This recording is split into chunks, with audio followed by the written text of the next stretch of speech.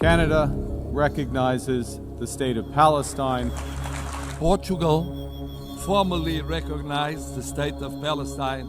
Je déclare que la France reconnaît aujourd'hui l'État de Palestine.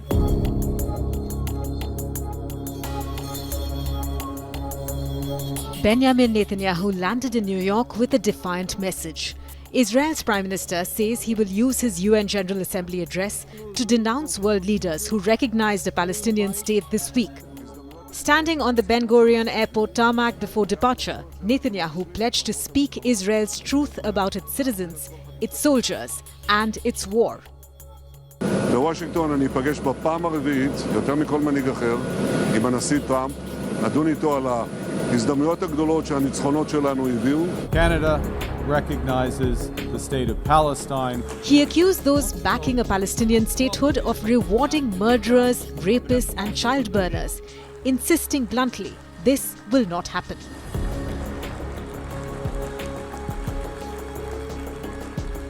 The backdrop to his anger is a new wave of recognition.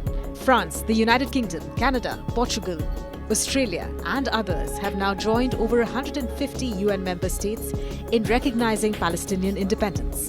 Fidèle à l'engagement historique de mon pays au Proche-Orient, pour la paix entre le peuple israélien et le peuple palestinien, je déclare que la France reconnaît aujourd'hui l'État de Palestine. Norway will continue to support the Palestinian government, including through emergency funds we are mobilizing with other donors.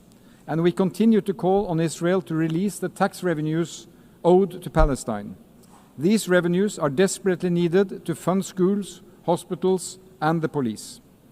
So, friends, this is a time to stand up and be counted. As defenders of human dignity and human rights, as defenders of a world with firm laws and rules, as defenders of peaceful resolutions. For 80 years, the UN has been a family of nations. The state of Palestine belongs to this family.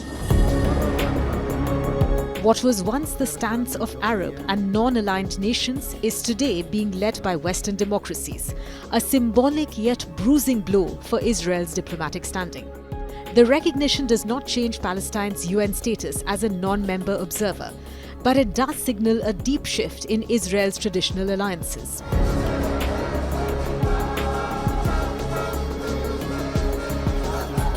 Netanyahu's trip began with hundreds of protesters waving Israeli flags and yellow hostage banners outside the airport.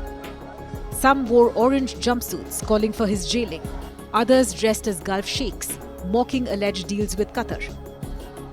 Their demands were clear: bring home the 48 hostages still being held in Gaza, end the war, and rethink appointments like David Zinni to head Shin Bet. Inside Israel, opposition figures like Benny Gantz argue that the world is misreading Israeli consensus. In a New York Times op-ed, Gantz said, recognition of Palestine is less about peace and more about punishing Netanyahu, dismissing it as a rejection of Israel's bipartisan security consensus.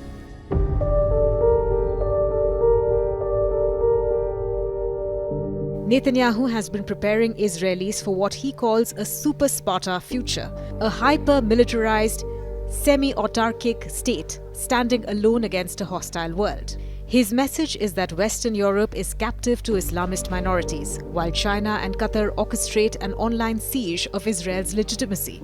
But critics inside Israel warn this vision risks turning the country into a pariah. Trade unions, economists and opposition figures say the approach sacrifices peace and prosperity for political survival. Markets dipped after Netanyahu's speech and commentators openly recalled Sparta's eventual annihilation. Israel's isolation is visible, not just in diplomacy but in culture and trade. The EU is debating suspending free trade with Israel and sanctioning ministers. Spain, Ireland and the Netherlands have threatened to boycott Eurovision if Israel participates. Sporting boycotts are gathering steam. Football legends like Eric Cantona are calling for a ban on Israeli teams. Meanwhile, Israel's normalization with Gulf states is under strain. The UAE had warned that annexation of the West Bank would be a red line, even threatening the Abraham Accords. Failed Israeli strikes on Hamas leaders in Qatar have further alienated regional partners. One factor still shields Israel, though: Donald Trump. The US president denounced Palestinian recognition as a reward for Hamas and will meet Netanyahu in Washington.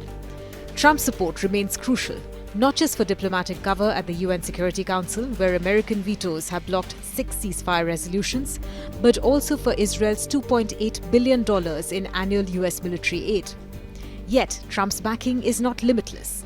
Analysts warn his transactional politics and shifting public opinion in America could leave Israel dangerously exposed in the long run.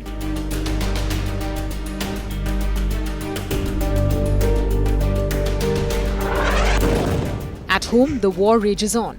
Gaza has seen over 65,000 killed, including 18,500 children, according to the local health ministry.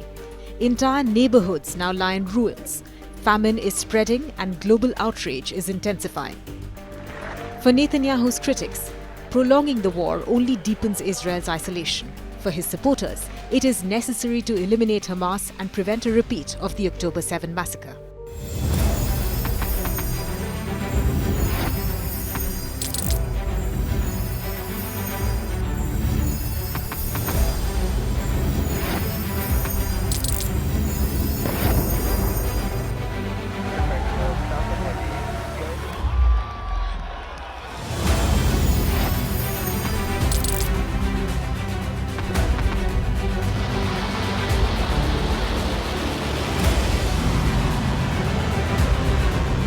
Fighting so long and so hard that they don't know what the they're doing.